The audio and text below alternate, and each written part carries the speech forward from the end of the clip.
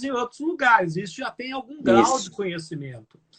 E desses sintomas, a febre alta é uma característica dos pacientes mais graves, né? Febre alta, persistente, junto com a tosse, uma tosse pouco produtiva. Mas é tipo uma gripe. Aí, a partir disso, se ele evoluir para um quadro mais grave, pode evoluir com uma sensação de falta de ar, né? Que já é sinal de gravidade, que precisa ter uma avaliação médica nesse sentido. Lembrando que a gente tem outras viroses, vão continuar tendo, que são semelhantes, às vezes até quadros respiratórios pneumônicos, que é por pneumonia bacteriana, né, que continua tendo o influenza naquela época, que é outro quadro virótico grave, que pode ser grave também, mas é outro vírus, que a gente tem a vacina aí, que é fundamental, e foi uma estratégia interessante, que a influenza está circulando um pouquinho mais cedo aqui no nosso país, da antecipação da vacinação, aí, que, principalmente naqueles pacientes grupo de risco, né? Os pacientes idosos e uso de imunossupressor com algumas doenças pulmonares, cardíacas, diabetes. Esse é um grupo também que a gente pode comentar um pouquinho posteriormente sobre essa questão de grupo de risco. Perfeitamente. Já vão aparecendo aqui, o doutor Flávio, algumas perguntas. E, coincidentemente, duas pessoas perguntaram a mesma coisa e eu também já estava para te fazer essa pergunta. Sim.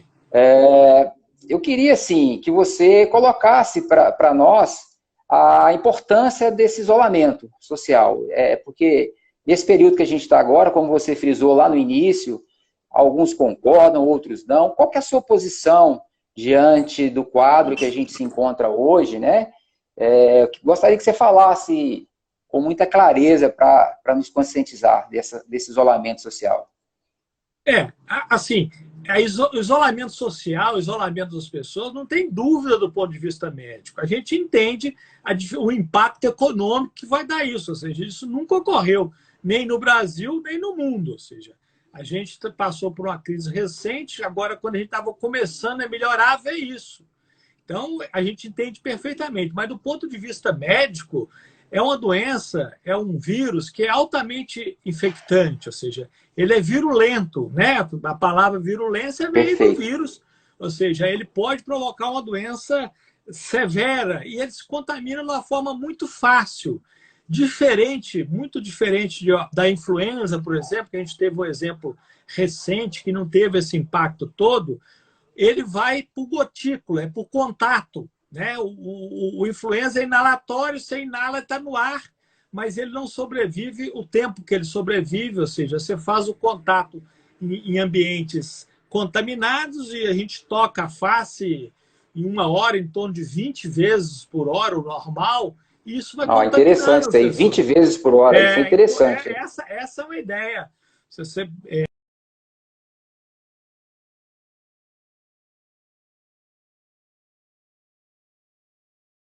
que existe.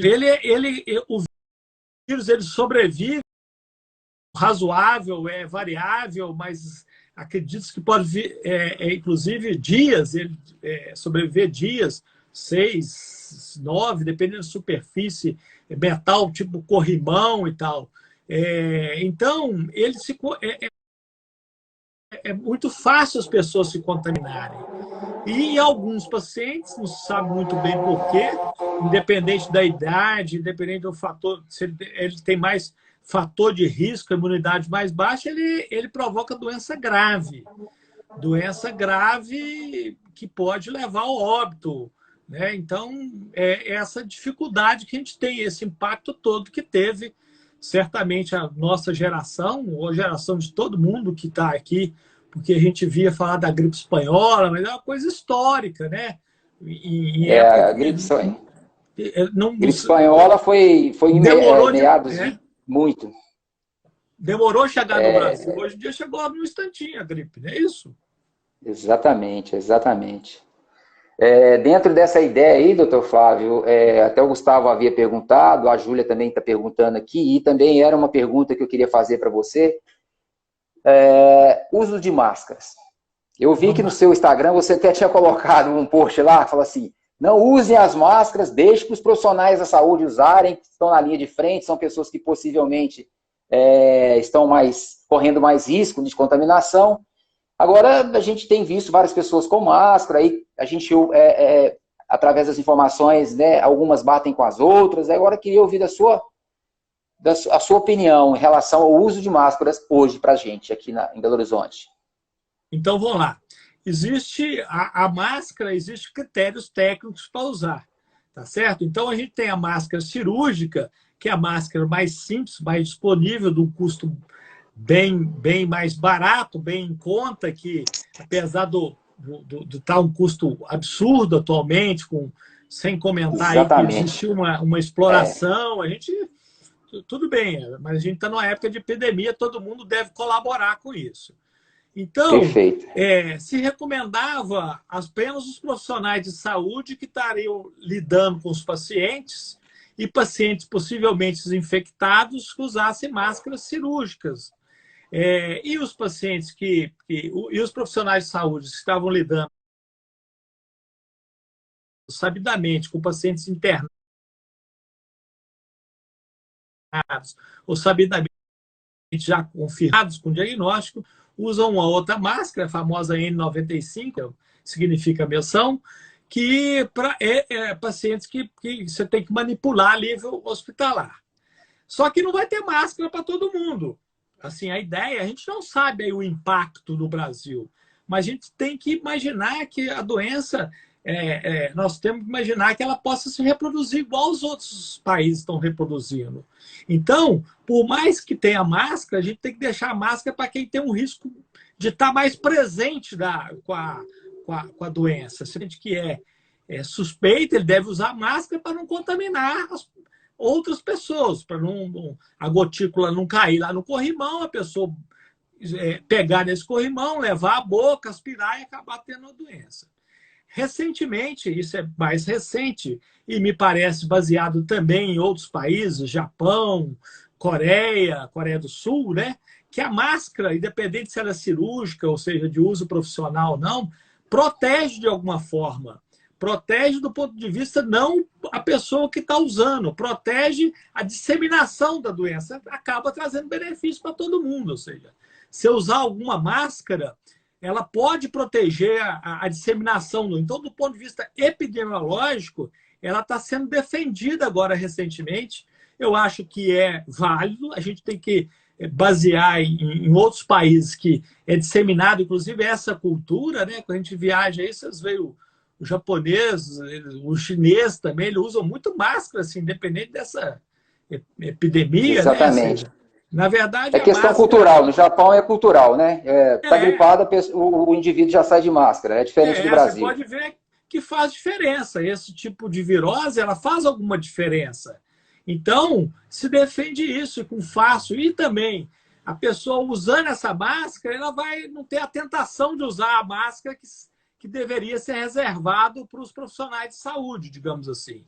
Mas é basicamente do ponto de vista epidemiológico, você evitar a disseminação, mas vai beneficiar todo mundo, inclusive a pessoa individualmente, é nesse sentido. Não sei se eu conseguir traduzir todas as dúvidas, mas se não tiver, o pessoal pode ir perguntando, às vezes a gente vai respondendo assim, pontualmente alguma dúvida, se eu puder ajudar. Então, hoje, assim, até outras pessoas também perguntaram, né, essa questão das máscaras caseiras de tecido. Resolve? Você acabou de perguntar também. É mais ou menos nessa linha. É um recurso, né?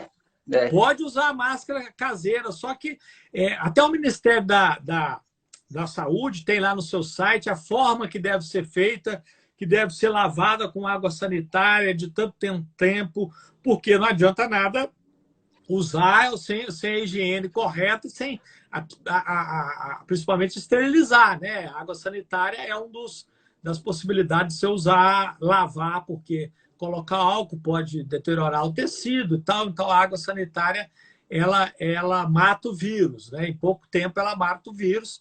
Deve secar por causa do poro, e tem essas orientações, mas é isso que eu estou falando. Agora, existe a disseminação dessa cultura de usar máscara, inclusive a máscara caseira pode ser feita no intuito de diminuir o vírus no nosso meio ambiente. Então, eu acho que isso aí vai contribuir. Assim. aí já é opinião que é pessoal também, de tudo que eu já li, eu acho que é válido. Assim, é um raciocínio meu, leigo na área da medicina, né? O que eu penso? Eu tenho observado no supermercado, nas últimas 2 semanas, eu tenho visto muita gente usando máscara, né? Como você colocou anteriormente, a gente sabe que em muitas pessoas é assintomático, né? Você não sente que você está gripado, enfim. E até eu havia comentado com você, numa das perguntas que eu te mandei mais cedo, em média, o doutor Flávio, o vírus pode ficar incubado no indivíduo, por média, tem um tempo mais ou menos determinado, 10, 12 dias, sem apresentar sintomas? Tá? Antes disso, a gente falou um pouquinho de máscara, mas eu queria falar que a máscara é lavar a mão.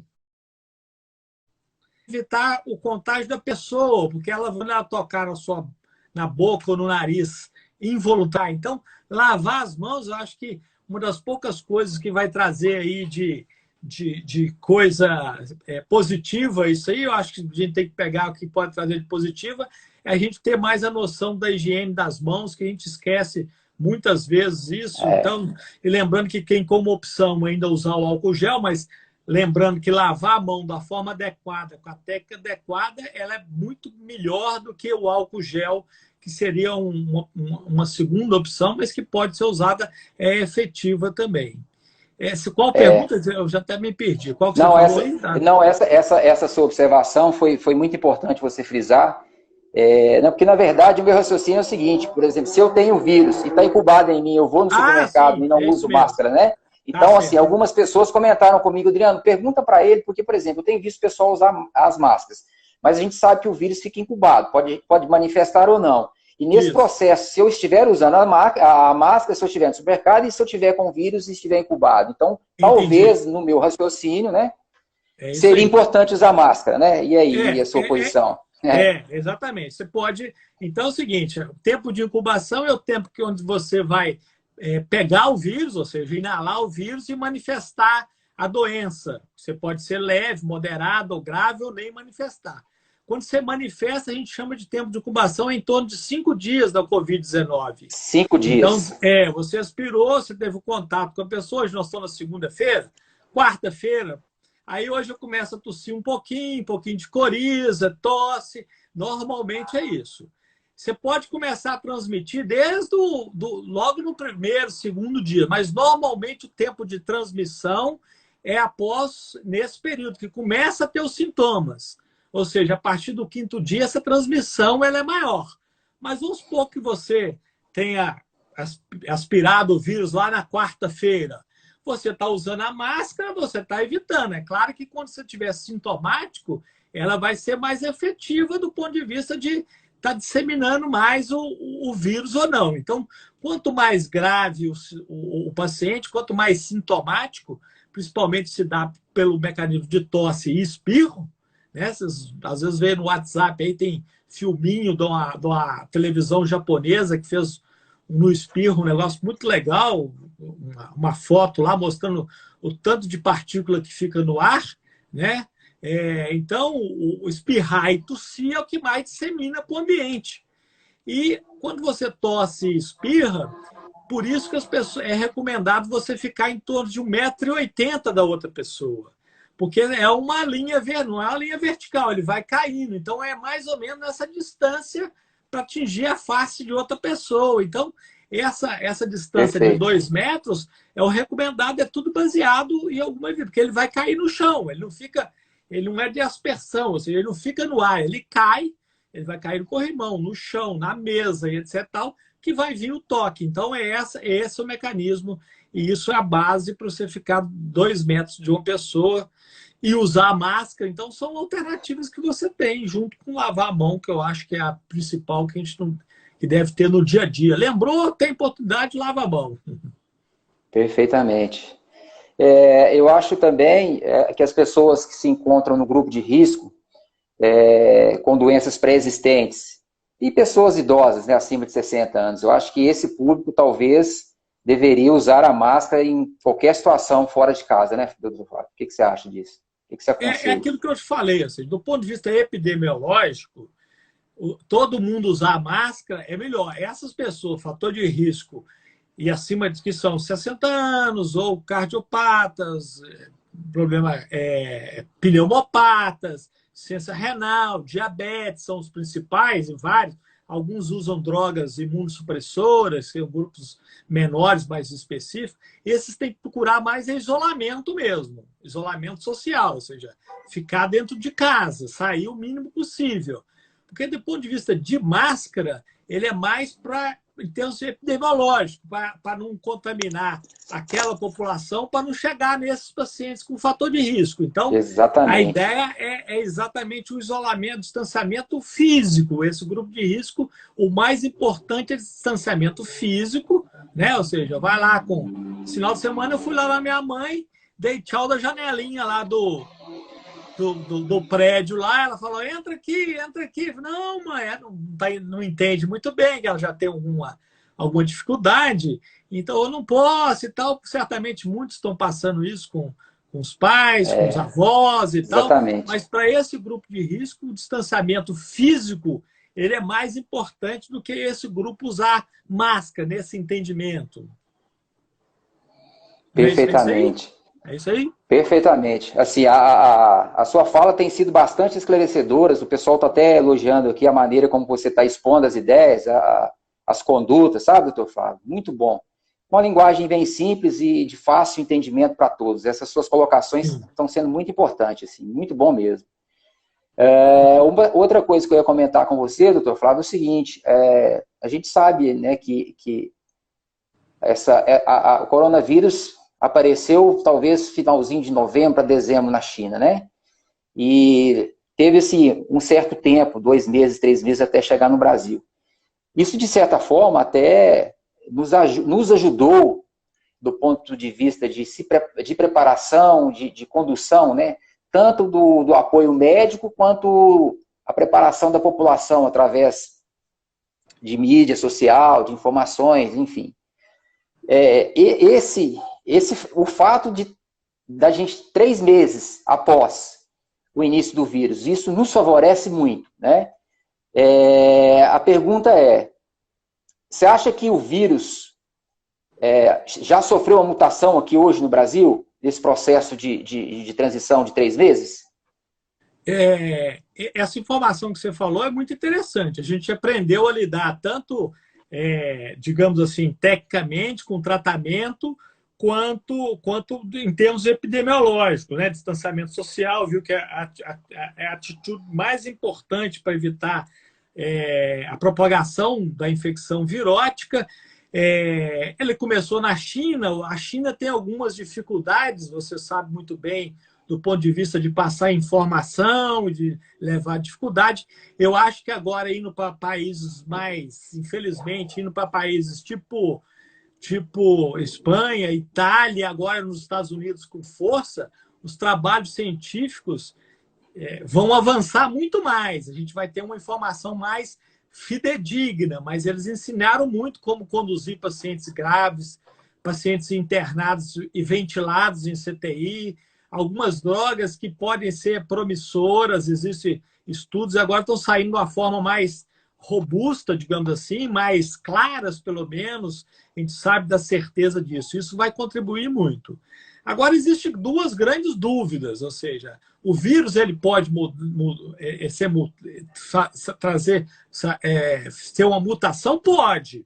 Ele pode ter vírus, é muito fácil. Mas, a princípio, a gente não está trabalhando com essa informação, não, porque a gente não tem certeza ainda da imunidade definitiva que pode trazer, ou seja, aquele vírus inicial, que é um vírus de RNA, que não é DNA, é um pouquinho diferente, até uma estrutura mais simples ainda dos vírus, é uma das estruturas mais simples que são, ou seja, eu estava aqui, a moça que trabalha em casa, falou assim, nossa, a figura deles é um vírus tão grandão, né? Assim, brincando, e falando que não, aquilo lá é só uma estimativa do tamanho dele e tal, porque então você vê como é que passa a informação assim de uma forma, mas é uma estrutura muito simples. Então, a gente tem que, além disso, a gente tem que trabalhar com a grande perspectiva de surgir a vacina, né? A vacina ela é demorada mesmo, mas a gente tem que ter essa expectativa.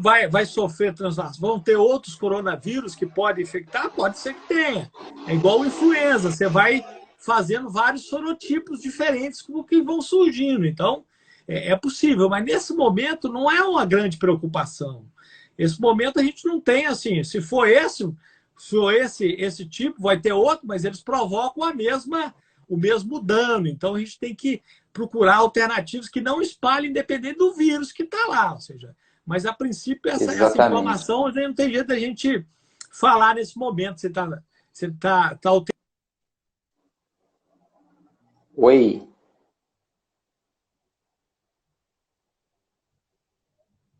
Tá me ouvindo? A ligação caiu aqui um pouquinho, logo deve voltar. Isso acontece, pessoal, não tem jeito. Deu uma parada? O meu ou o seu? Flávio, o seu deu uma parada. Tá me ouvindo? Você tá me ouvindo? Oi? Tá ouvindo, né? O seu deu uma paradinha, mas agora eu voltei a te ouvir. Eu também tô ouvindo. Tá me ouvindo, né? Tô. Perfeito, perfeito. Isso até eu iria dizer no início, porque na live com o Afonso, seu companheiro de treino aí, ficaram que eu acho que nós tivemos que sair e voltar umas 3 vezes. E hoje eu até acho que a gente tá indo bem, Entramos, não caiu nenhum momento, então assim, isso tá legal. Quando a tecnologia chinesa nossa chegar aqui, vai ser melhor, não é isso? Dos chineses até a tecnologia deles. Opa, deu uma caída. Não é isso? Vamos ver se... Exatamente. Doutor Flávio. Ok? Tá caindo um pouquinho. Positivo? Agora melhorou? É o meu ou o seu que tá caindo? É o meu ou o seu que tá caindo? É o seu que tá caindo. É o seu que tá caindo.